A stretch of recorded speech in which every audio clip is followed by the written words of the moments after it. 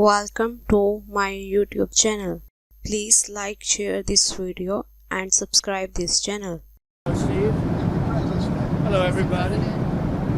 So great financial numbers you saw. Low inflation, very low inflation. Prices are down, way down. Gasoline is less than $2 in many places a gallon, which nobody expected to see, but I did, because we're going by the initial expression of drill baby drill, and prices are coming down very strongly. And as goes gasoline and oil and gas, so goes the rest of other products that were high because of Biden. So we inherited a mess, and we've brought our country back very, very powerfully. Crime numbers are way down, despite the fact that they let in 25 million people, many of whom should not have been allowed into our country with their open border policy.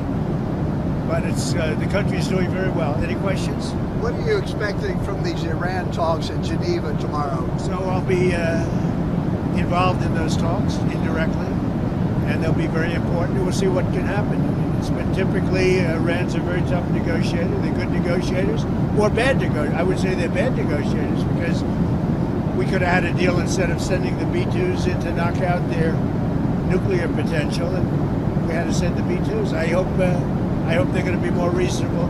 They want to make a deal. Have you been told that a deal is next to impossible? No, I think they want to make a deal. I don't think they want the consequences of not making a deal. They want to make a deal. Are you going to sit down with Democrats this week on DHS funding, sir? I will, but we have to protect our law enforcement. They've done a great job. I just got finished saying that we have the best crime numbers we've had in many years, and on murders, 125 years, and that's despite a lot of people that shouldn't have been let into our country coming into our country, criminals, many, many criminals, but we've taken out tens of thousands of people, brought them back to their countries. Many of the criminals that were brought in, allowed to come in, have been removed, so we're okay. But to have the best crime numbers, which aren't made by me, these are made by people that do that, many left-leaning. We have the best murder numbers.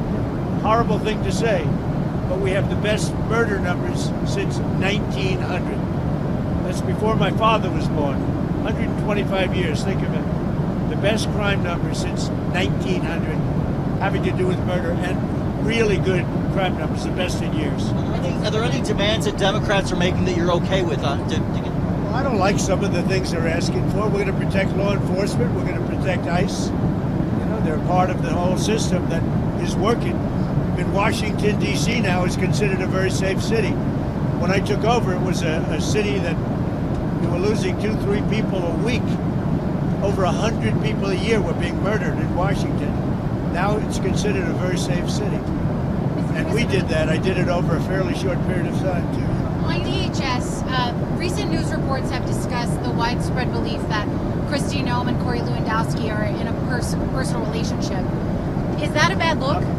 Recent news reports have discussed the possibility that Kristi Noem and Corey Lewandowski are in a close personal relationship. Is that a bad look, and do you think she'll be in the job much longer? I don't know about that. I mean, I haven't heard that. But, I'll find out about it, but I have not heard it. Do you think that will you give your State of the Union speech if we're still in a shutdown next week? Well, I think I would. Yeah. Wouldn't bother me. I would give it. Yeah. How are the negotiations going? With what? Which one? We have a lot of negotiations. No, with the government shutdown. This is a Democrat shutdown. This has nothing to do with Republicans. This is a Democrat shutdown. They're upset that the crime numbers are so good. They're very unhappy that the crime numbers are so good.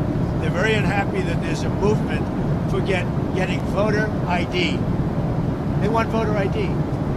The population, 98%, want voter ID. They don't want voter ID because they want to cheat in elections. They also want other things. They don't want mail-in ballots. They want to end mail-in ballots, which is corrupt. And one other thing that they're insisting on is proof of citizenship. And the Democrats don't want to give proof of citizenship. They don't want to give voter ID. Think of it. Who wouldn't want proof of citizenship? I ask you, Steve. Who wouldn't want voter ID? And why would you want mail-in ballots if you know it's corrupt? It's a corrupt system. We're the only country in the world that has this system of mail-in ballots. Think of it. The only country in the world that has this system of mail-in ballots because they cheat. And the fact is they could never get elected if they ever changed. They know it. If you had voter ID, if you had proof of citizenship, they could never win an election. And they know that. And they're fighting to the hill. And I put this down with men playing in women's sports. I put it down with transgender for everybody. I put it down with their horrible open border policy as being ridiculous. They don't want voter ID. No voter ID. And I put that down in the same category with men playing in women's sports. I'm going to add a fourth category. They don't want voter ID. Go ahead. So Hillary Clinton said in an interview today that she and her husband are getting pulled into the Epstein matter to divert attention from you and that your administration has something to hide. What's your response? I have nothing to hide. I've been exonerated. I have nothing to do with Jeffrey Epstein. They went in hoping that they'd find it and found just the opposite. I've been totally exonerated. In fact, Jeffrey Epstein was fighting that I don't get elected with some author, a sleazebag, by the way.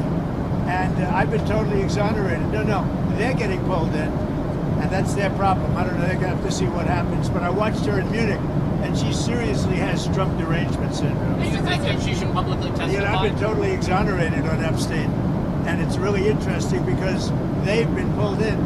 Think of it. They've been pulled in. Clinton and many other Democrats have been pulled in, yeah. The USS Gerald Ford, which is sprinting from the Caribbean to the Middle East, is about to hit its 8-month deployment mark. Usually they're deployed for about 6 months or so. Is there any concern that U.S. carriers are being stretched too thin? I'll answer the question later. Mr. President, you're warning Cuba to make a deal. What does that deal look like? What do you want them to do? Cuba is right now a failed nation. They don't even have jet fuel to get for airplanes to take off. They're clogging up their runway. We're talking to Cuba right now. I have Marco Rubio talking to Cuba right now, and they should absolutely make a deal because it's really a humanitarian threat. And we have a lot of great Cuban Americans, and they're going to be very happy when they're going to be able to go back and say hello to their relatives and do things that they should have been allowed to do for a long time. I'm very interested in the people that are here that were treated so badly by Castro and the Cuban authorities. They have been treated horribly. So we'll see how it all turns out. But Cuba and us, we are talking. In the meantime, there's an embargo. There's no oil, there's no money, there's no anything. If a deal isn't made, would you consider an operation like the one in Venezuela? I don't want to answer that. Why would I answer that? If I was, it wouldn't be a very tough operation, as you can figure. But I don't think that'll be necessary. Mr. President, Marco Rubio received really positive reviews in Munich. Is there very good reviews. Is there a scenario in which you would support him at the top of the ticket in 28? Something I don't have to worry about now. I've got 3 years to go. So it's something I don't have to worry. JD's fantastic and Marco's, they're both fantastic. I think Marco did a great job in Munich. President Xi, in your talk with him recently, warned about sending more weapons to Taiwan. What was your response to him? Are you going to send more weapons to Taiwan? I have a response. I'm talking to him about it. We had a good conversation, and we'll make a determination pretty soon. Thanks for watching this video.